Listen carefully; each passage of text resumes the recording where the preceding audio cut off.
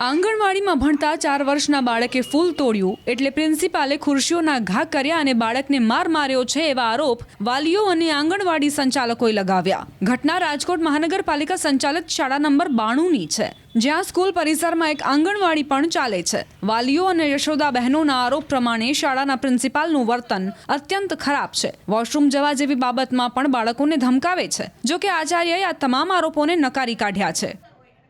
बाबो बाथरूम आयो तो मैडम लईने तो एमां बाथरूम बे छोकरा आव्या तो एक बाथरूम में गया तो मैडम हारे गया तो छोकराए फूल तोड्यो एना हिसाबे बाबाने मार्यो।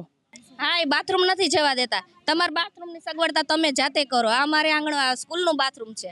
खूब ज शरमजनक बाबत ए छे के आंगणवाड़ीमां भणतो बाळक 3 અને 5 વર્ષની વચ્ચેનો હોય એ વોશરૂમ કરવા એમને આશા વર્કર બહેનો લઈ જાય તો એમાંય પ્રિન્સિપાલ દ્વારા ત્રાસ આપવામાં આવે। ગઈકાલની ઘટનાની વાત કરવામાં આવે તો છોડની અંદરથી વિદ્યાર્થીએ ફૂલ તોડ્યું હતું અને આ બાબતે પ્રિન્સિપાલે ઉશ્કેરાઈ અને ખુરશીઓના ઘા કરવો, બાળકને માર માર્યો। એટલે ગઈકાલે બધા બાળકો ભયના માહોલની અંદર રોવા લાગ્યા હતા અને આ બાબતે અમને રજૂઆત મળી હતી। આજે લગભગ 50% વિદ્યાર્થીઓ આંગણવાડીના આવ્યા નથી। એટલે ક્યાંક ને ક્યાંક પ્રિન્સિપાલની આ કૃત્ય શિક્ષણ જગત માટે ખૂબ જ શરમજનક છે। આ બાબતે અમે મહાનગરપાલિકાના શાસન અધિકારીને રજૂઆત કરવાના છે।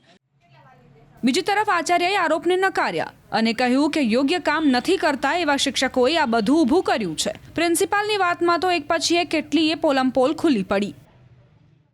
બાળક સાથે માથાકૂટ નથી, શિક્ષકો સાથે છે। શિક્ષકોને વારંવાર સૂચના આપવા છતાં એનો અમલ નથી થયો, એટલે શિક્ષકોએ જ આ આખું ઊભું કરેલું છે। આંગણવાડી કેન્દ્રના વોશરૂમમાં એક સાથે નથી જવાનું। અહીં આંગણવાડી કેન્દ્રના 53 બાળકો છે, 1 થી 8 ધોરણના 300 બાળકો છે અને 3 સંડાસ બાથરૂમ છે અને કોમન છે દીકરા દીકરીઓના। એટલે ઇસ્યુ થયા છે, ભૂતકાળમાં પણ થયા છે।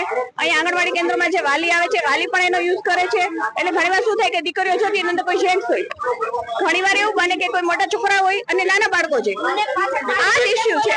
તમને એવું લાગે છે કે અમે મારીએ છીએ, અમે 4 ધોરણના બાળકોને ખીજાતા નથી।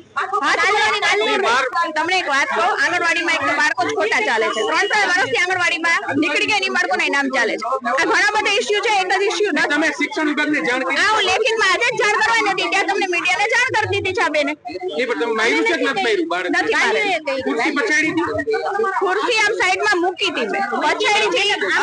સમજો તમે બૈરાઓને વાત એડિશન કરીને જ કરવાની ટેવ હોય। એટલે તમે અને એડિશન પ્રશ્ન આ છે ના, હું એડિશન કરી નથી કરતી, તો જ હું અહીંયા ઊભી હોઉં ને, સાચી વાત હોય તો જ ઊભી હોઉં ને ભાઈ। અને પ્રશ્ન આ છે સંડાસ બાથરૂમ કોમન નથી, 3 જ સંડાસ બાથરૂમ છે। એમાં આંગણવાડીના પ્રશ્ન છે બેન, 14 વર્ષથી પ્રશ્ન લેખિતમાં રજૂઆત કરેલી છે શિક્ષણ વિભાગની। આટલી વાત સાંભળ્યા બાદ લાગ્યું કે વિવાદ શાળામાં ટોયલેટ ઓછા અને સંખ્યા વધુ હોવાના કારણે થઈ રહ્યો છે। બીજી એક વાત એ પણ ફલિત થતી જોવા મળી કે શાળાના પરિસરમાં આંગણવાડી ચાલી રહી છે। એના કારણે શાળાના આચાર્ય અને યશોદા બહેનો વચ્ચે છાશવારે વિવાદ થતા રહે છે। જિલ્લા શિક્ષણાધિકારીના નિવેદનમાં પણ એ વાત સ્પષ્ટ થતી જોવા મળી।